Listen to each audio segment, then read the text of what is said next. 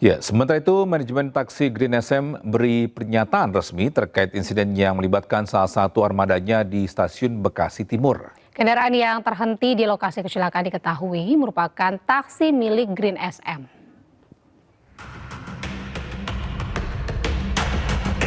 Melalui unggahan di Instagram, pihak perusahaan menyatakan mendukung penuh proses investigasi yang sedang berlangsung. Perusahaan juga menyatakan telah menyampaikan seluruh informasi yang dibutuhkan untuk penyelidikan. Green SM juga menegaskan keselamatan menjadi prioritas utama.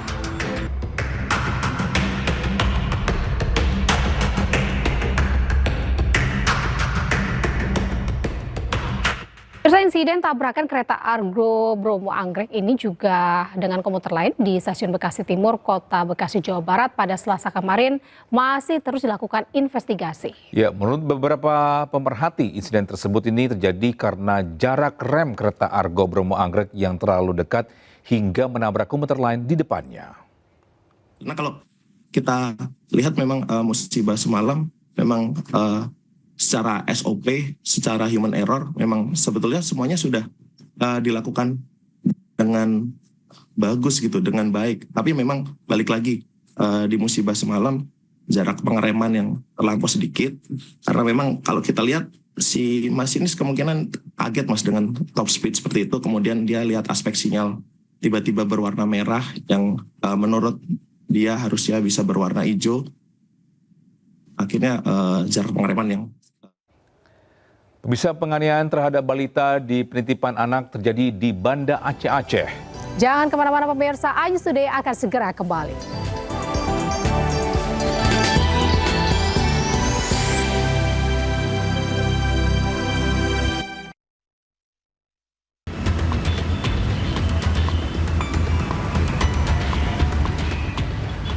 Kobaran api dengan cepat menghanguskan sebuah minibus di tol dalam kota Semanggi, Jakarta Selatan.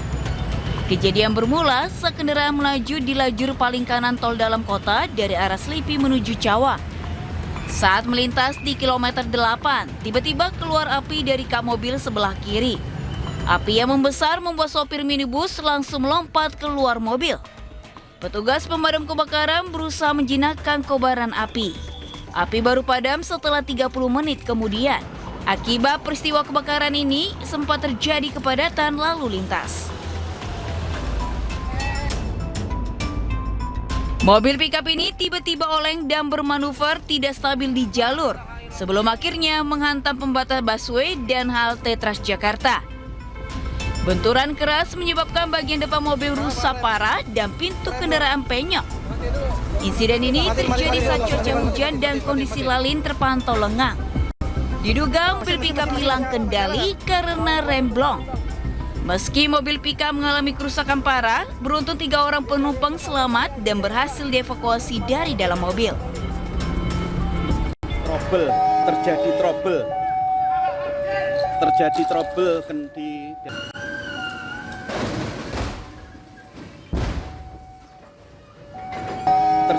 Dari video amatir, sejumlah orang berusaha mendorong truk Fuso yang macet saat melintas di perlintasan Jalan Imam Bonjol, Kecamatan Sanan Wetan, Kota Blitar.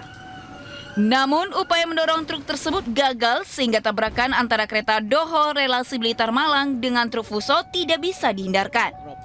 Akibat tabrakan ini, truk terseret hingga terpental sejauh 3 meter dari lokasi tabrakan. Sebelumnya, truk yang melintas dari arah utara tetap melaju saat palang pintu mulai ditutup.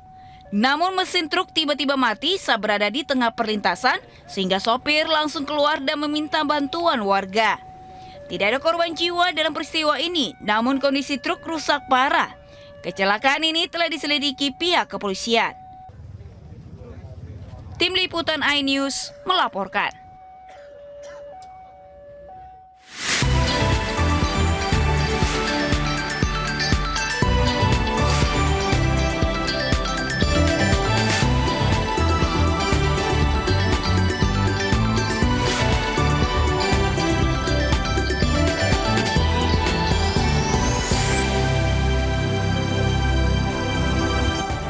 Halo Sobat Gimisa, welcome back to iNews Today. Apa kabar Anda hari ini? Semoga dalam keadaan baik dan sehat. Senang sekali kami kembali hadir selama 1 jam ke depan untuk memberikan berbagai informasi penting, menarik, dan inspiratif untuk Anda ya Anita ya. Ya betul sekali Togi, dalam edisi hari ini kami akan menghadirkan atau menginformasikan salah satunya adalah yaitu mengenai pemakaman korban kecelakaan kereta api di Bekasi Timur. Bersama saya Anita Dewi. Dan saya Togi Sinaga, inilah iNews Today selengkapnya.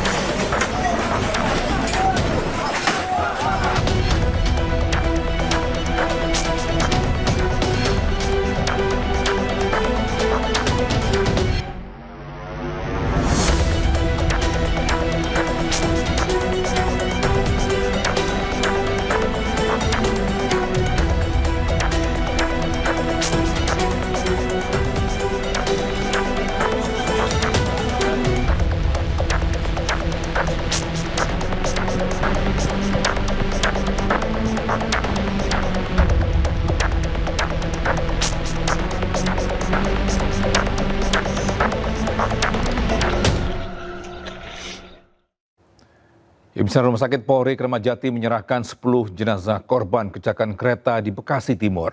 Selain jenazah, barang milik korban juga dikembalikan kepada keluarga.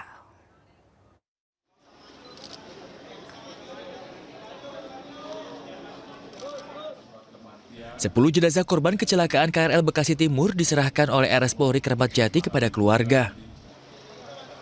Jenazah seluruhnya merupakan perempuan ini telah berhasil diidentifikasi tim DVI Polri. Satu persatu jenazah dijemput oleh keluarga yang selanjutnya diantar ke rumah duka masing-masing. Pada proses penyerahan jenazah, pihak rumah sakit bersama tim penyidik juga turut mengembalikan barang milik korban ke pihak keluarga. Jumlah korban yang dilaporkan oleh pihak keluarga sampai saat ini sebanyak 10 orang. Pada pukul 14.00 WIB telah dilaksanakan sidang rekonsiliasi untuk menentukan identitas korban dan memutuskan 10 jenazah telah berhasil teridentifikasi. Mayoritas korban meninggal dunia merupakan perempuan berusia 25 hingga 30 tahun dengan usia termuda 19 tahun dan tertua 50 tahun. Korban meninggal berdomisili di wilayah Tambun, Cikarang, dan Cibitung. Pihak Jasara Harja memberikan uang santunan kepada korban meninggal dunia sebesar 50 juta rupiah yang nantinya akan diberikan kepada masing-masing ahli waris. Dari Jakarta, Kia De La Rosa, Dimas Winardi, Dila Aulia, iNews melaporkan. Pemirsa, 2 orang korban yang tewas akibat kecelakaan kereta di stasiun Bekasi Timur ini sudah dimakamkan. Ya, kedua korban bernama Vika dan Gita dimakamkan berdekatan di TPU yang sama.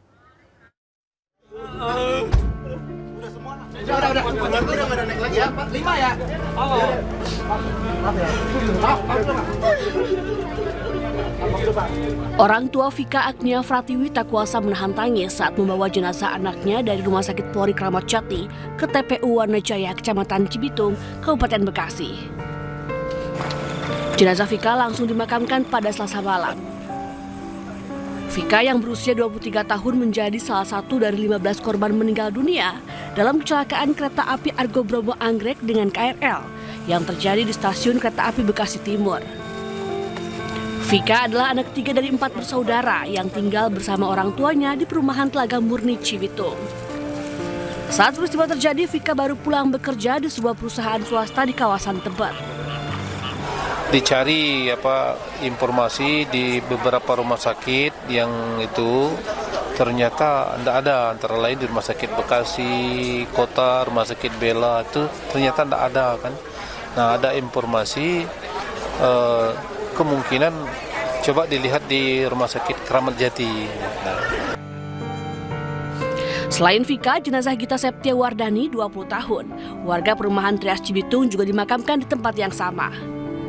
Kesedihan keluarga tak terbendung saat jenazah dimasukkan ke liang lahat.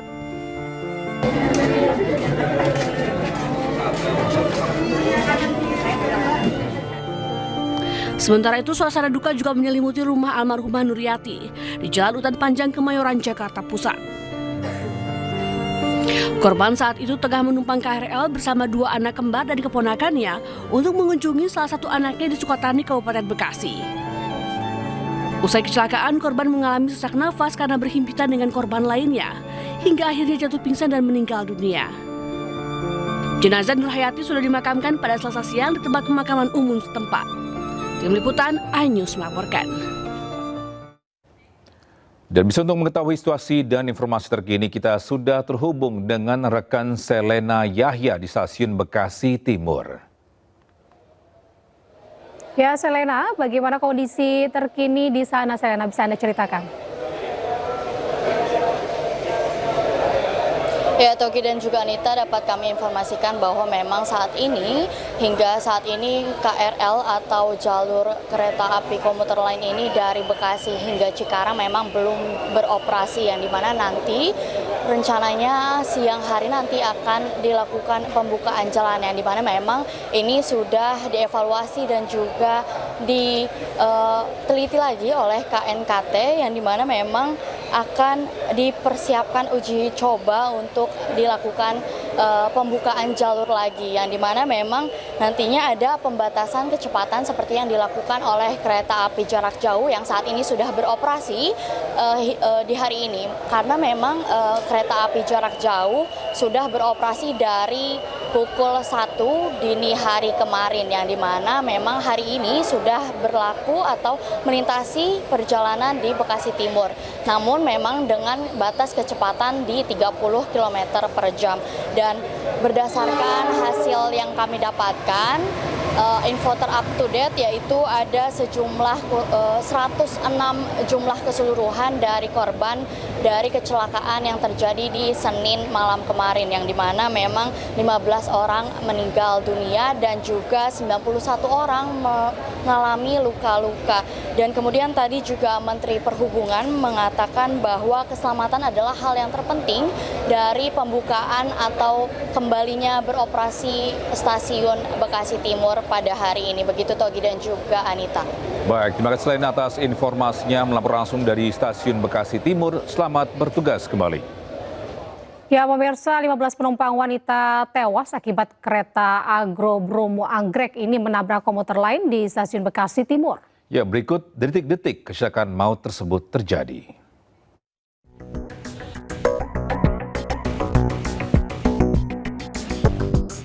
Tabrakan kereta Argo Bromo Anggrek dengan kereta komuter lain berawal dari taksi listrik yang mogok di tengah rel dekat Stasiun Bekasi Timur. Taksi listrik tersebut ditabrak KRL dari arah Cikarang menuju Jakarta hingga terseret sejauh 100 meter. Warga sempat berupaya memindahkan taksi listrik, namun mobil tak bergerak karena sistem kendaraan terkunci. Lantaran adanya tabrakan, kereta komuter lain yang sedang berada di jalur berlawanan arah Cikarang memutuskan berhenti di Stasiun Bekasi Timur. Namun tak disangka komuter lain tersebut ditabrak dari belakang oleh kereta Argo Bromo Anggrek yang melintas.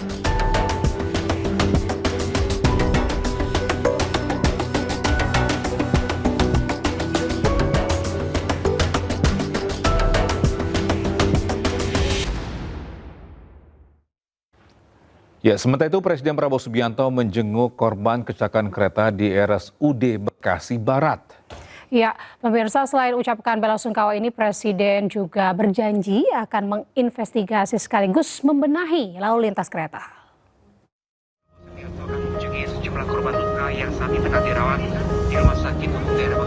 Presiden tiba di RSUD Kota Bekasi didampingi Sekretaris Kabinet Teddy Indrawijaya dan Menteri Sekretaris Negara Prasetyo Hadi. Presiden bertemu langsung dengan para korban luka yang dirawat di RSUD Bekasi. Selain menjenguk korban, Prabowo menyampaikan bela sungkawa dan meminta investigasi dilakukan atas peristiwa ini. Selain itu, jalur transportasi kereta api di Bekasi juga segera dibenahi, salah satunya dengan membangun flyover untuk meminimalisir kejadian serupa terulang kembali. Saya ucapkan bela sungkawa atas nama pribadi, atas nama pemerintah. Kita segera akan mengadakan investigasi kejadiannya bagaimana, tapi secara garis besar memang kita perhatikan lintasan-lintasan kereta api ini banyak yang tidak dijaga ya, banyak tidak dijaga. Kita segera akan atasi.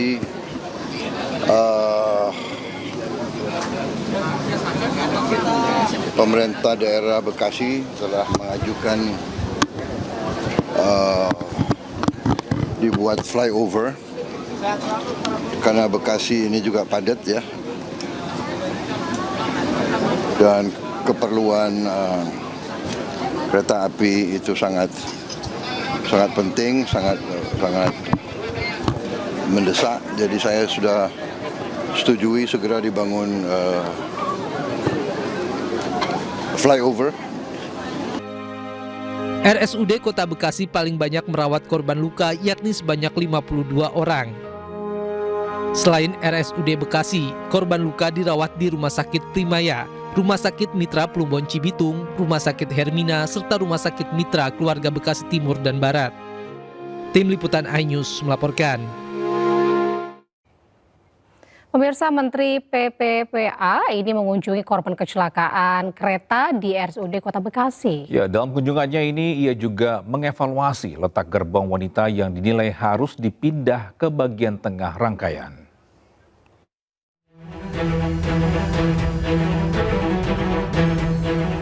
Menteri Pemberdayaan Perempuan dan Perlindungan Anak Arifatul Khoiri mengunjungi korban kecelakaan kereta di RSUD Kota Bekasi. Arifah melihat langsung kondisi korban yang didominasi luka bebar hingga patah tulang di beberapa bagian. Dalam kunjungannya, Arifah juga menyinggung terkait posisi gerbong khusus wanita yang berada di ujung depan dan ujung belakang rangkaian. Menurutnya, posisi ini harus segera dievaluasi dengan memindahkan gerbong khusus wanita ke tengah, sementara gerbong paling depan dan belakang diperuntukkan bagi penumpang laki-laki. Kalau tadi kita ngobrol dengan KAI itu kenapa ditaruh di paling depan, paling belakang supaya tidak terjadi rebutan. Tapi dengan peristiwa ini kita mengusulkan kalau bisa yang perempuan itu ditaruh di tengah. Jadi yang laki-laki di ujung, yang depan belakang itu laki-laki, jadi yang perempuan di tengah gitu. Kecelakaan yang menewaskan 15 orang penumpang ini terjadi di stasiun Bekasi Timur. Kereta api jarak jauh melintas menabrak kereta komuter lain yang berhenti akibat kesalahan sinyal. Dari Bekasi, Jawa Barat, Berliana Mileni, Aulia Syah, Nadia, iNews melaporkan.